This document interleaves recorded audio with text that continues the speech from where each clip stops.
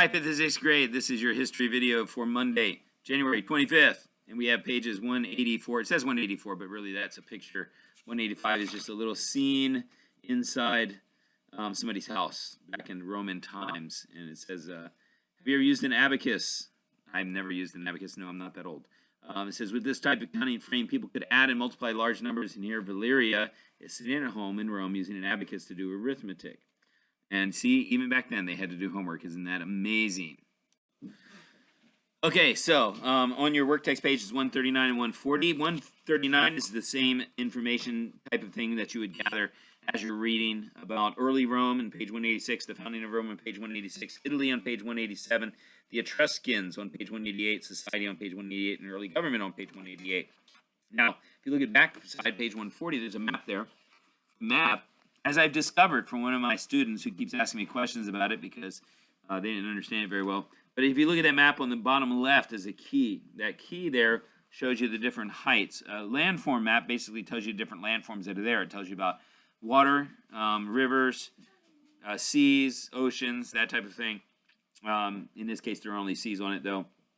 A gulf, there are mountains there, and it says the higher, that gives you different colors, and the darker the red or orange, then the higher the mountain is there, and that's all the Alps there in the north where Italy is. And so those you would use to answer the questions there on page number 140. So let's go ahead and get to our reading. We're going to start on page 186, and this is about Rome at its beginning.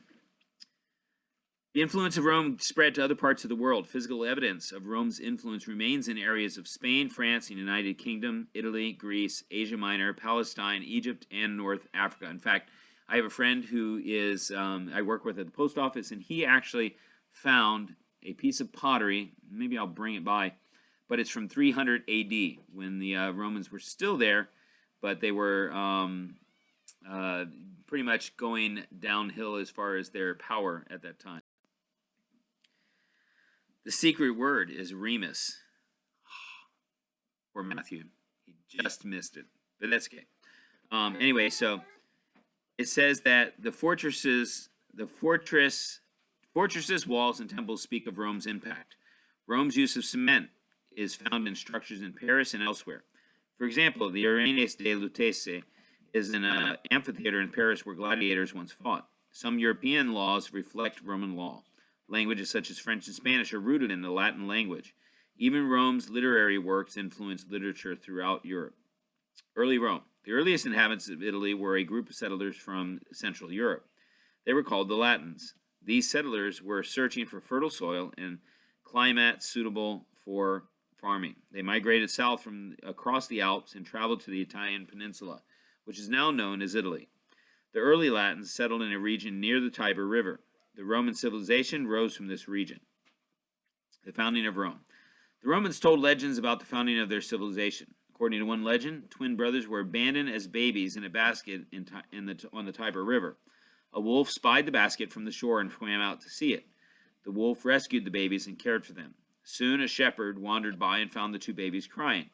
He decided to take them home with him. The shepherd and his wife named the twins Romulus and Remus. And that may ring a bell as to what my secret word was already, but when the brothers were grown, they decided to build a city near the Tiber River so that they would remember the place of the rescue. However, they could not agree on where to build it. They quarreled, and Romulus killed Remus. Romulus built the city in 753 BC and named it Rome after himself. This account is only a legend, but historians do believe that Rome began near the Tiber River. They believe the Latins founded a village on the western side of the Italian peninsula. This village was located on Palatine Hill, one of 7 hills near the Tiber River. These hills were natural defenses that helped protect the people.